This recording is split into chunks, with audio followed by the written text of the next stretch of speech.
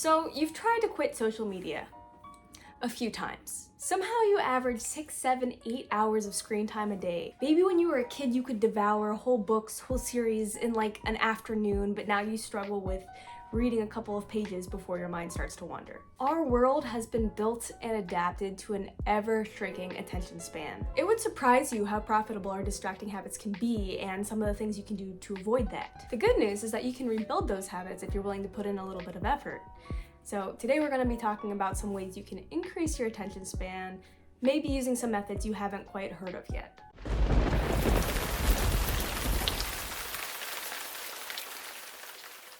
From the social media we consume to the foods we eat, it's all constructed so that we crave more and more and more, only to our own detriment. It all comes down to discipline and mindfulness. Are you really hungry, or are you just standing in front of the fridge because you're bored and you want some stimulus?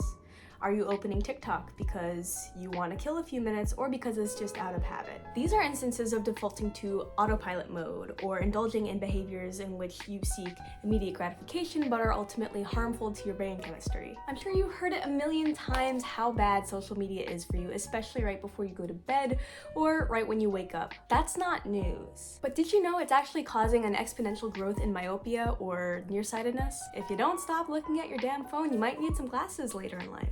Naturally, having an eye prescription is not the worst possible case scenario for some. I'm 100% kidding on that. There are lots of recent studies that show that our eyes are actually changing shape with our dependency on screens, and it's happening at a much faster rate than most any other evolutionary adaptation. That's not what this video is about, but beware. Everything is interconnected on that front. If you allow yourself to spend 8 hours on your phone, you might allow yourself to get distracted in other ways. Your sleep could be distracted, your eating, your exercise. It's all connected. It's really all the same thing. So it's important to visit the more obvious solutions before we move past to the ones that are a little less conventional. So this is probably one of the most common things, but putting a cap on your screen time or on your entertainment apps. You can do it within your social media apps. I know for a fact that Instagram and TikTok has this, but if you have a power to put a cap on it, you also have the power to just keep scrolling if you want.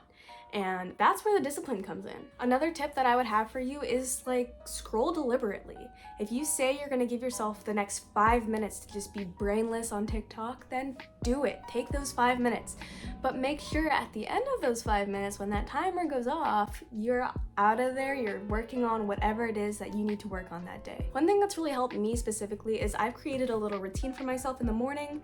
I like to put my phone on the other side of the room, so not only does it make me get out of bed to turn the alarm off, but I'm not inclined to get back into bed to scroll for hours, which I would do. But I have a little checklist of things that I absolutely have to get done before I allow myself to do anything else. And those are things like make my bed, tidy up the room if it's a little messy, brush my teeth, stretch, drink a cup of water, and essentially plan what I'm wearing for that day. And those seem like basic things, and they are, but it's been shown that if you start your day with several small successes, then you are far closer to easing yourself into a successful, productive day than if you were to lay in bed for 1, 2, 3+ hours just scrolling. I find myself walking away having completed these things, and I'm more alert, I'm more awake, I'm less groggy, I'm usually in a better mood. Now, you might have heard these suggestions and rolled your eyes, but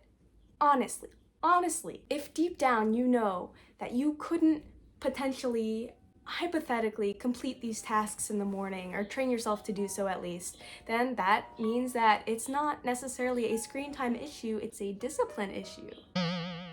And that's a much harder problem to fix. Sorry, buddy. So people like to talk about screens, and so do I, but there are so many other factors that can contribute to something like this. Food is a huge deal. Do you find that you're actually tasting your food, or you're just going through the motions, just like, Here's a quick and easy response to that habit. If you feel as though you're hungry, or you might be hungry, or you might be bored, think about what you think the best possible meal you could, what's the best possible thing you could eat at this exact moment. Do you have that thing? Could you go get that thing? Problem solved.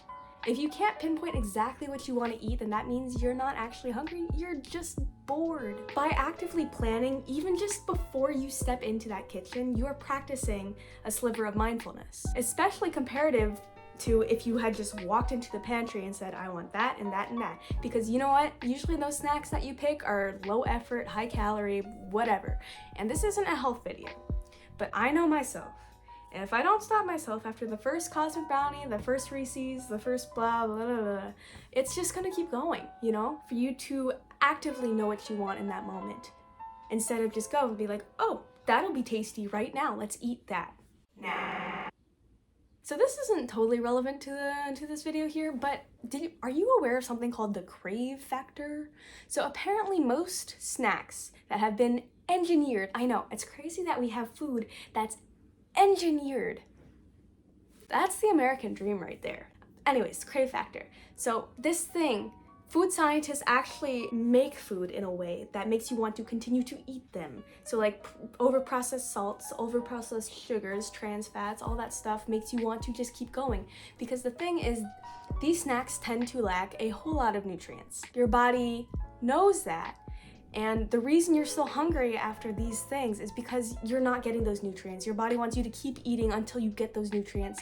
But the thing is these scientists, they know that. They know you're gonna keep eating what's in front of you, which are Flamin' Hot Cheetos or whatever. That's actually a really famous example because you know how you get that little orangey powder on your fingers? Well, the idea is that you lick their product off of your fingers. They want you to lick their product off your fingers. Before I started working in restaurants, I did this thing where I would stop eating for the day after 7:30. Now, my family would eat dinner at like 6:30, and I know, heresy. For most places in the world, like if you're sitting down to dinner before 8 p.m., you're early. That's not how it was in my family. I would stop eating after 7:30 every evening. And I noticed that I was losing weight healthily, especially like in my face.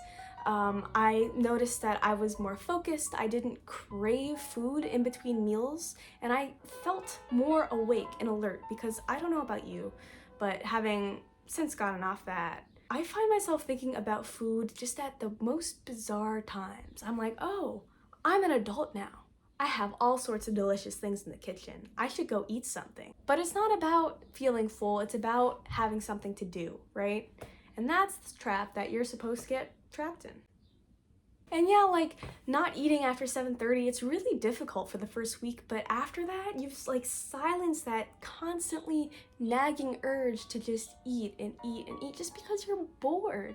And now, of course, it doesn't, you know, if you're interested in that, it doesn't have to be 7:30. It could be 8, it could be 9, it could be whatever you want it to be.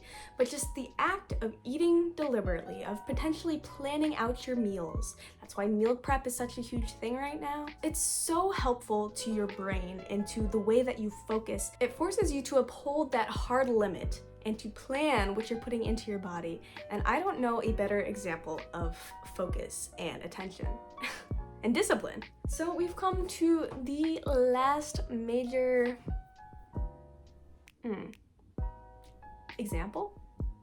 Umbrella? The last major thing of this video, I guess, and that is multitasking. And this should come as no surprise, but just stop. You don't have to do that. You don't need to watch TV while you're working on your homework. You don't need to listen to music on your commute home. Sometimes I have to stop and ask myself why I feel the urge to constantly bombard myself with stimulus. And for me, it's because dividing my attention creates this illusion of busyness. It's because you can't possibly feel idle or stagnant when you just have so much to do. And when that includes binge watching The Queen's Gambit while you're trying to read a book. Yeah, there's a lot to do there. Why are we so incapable of even tolerating boredom, of even just the thought of idleness? Even if it's just like 10 minutes of walking or 10 minutes of quiet, I feel the need to turn on some music or something just to fill the space. Now, more recently, I've been really trying to combat this. I have a lot more free time on my hands. I want to fill it with brain power and critical thinking. So some of the most basic things I do to fight that is to simply not listen to music when I'm on a 15-minute walk. I can allow myself to think about my surroundings and notice its beauty and notice things. I think it's important to let your brain wander sometimes. And I know that seems contradictory to, you know, mindfulness, attention, but it's also about being present. And in those time in between, on my walk to work, which takes about 10 minutes, by the way, if I can't allow myself that time to get into the mindset from rest to work, what am I doing? Like, am I really gaining anything from listening to a YouTube video for that 10 minutes? I really do feel like I'm just, I'm walking and I'm worried about, if I've forgotten anything, if I've done this, if I've done that, will I be early, will I be late? When you watch TV, like, just really watch it. Put your phone down, tell your family to put their phone down. Just don't do two things at once. Why is this so difficult? I mean, I'm definitely guilty of that too. Like, I'm not just sitting here telling you how to live. I do this all the time. And it feels good, and I don't know why. But all that being said, having a 30-minute average of screen time a day is totally independent of having attention, discipline, and mindfulness. They aren't mutually inclusive. But you have to build these things into the way that you live, build them as habits, and soon you're not even gonna think about it. You're not even gonna miss that time when you had to absolutely be on TikTok and watch TV at the same time, or whatever it is that your vices are. They float away once you grow past them, right? Living and executing your goals becomes so much more satisfying without the constant bombardment of self-inflicted stimulation. That's all I gotta say about that. I hope that was educational. Go do some good work, or, take the night off. You deserve it. I hope you have a wonderful week, and I will see you real soon. Love you, bye. We're sorry, the number you have dialed is not in service at this time.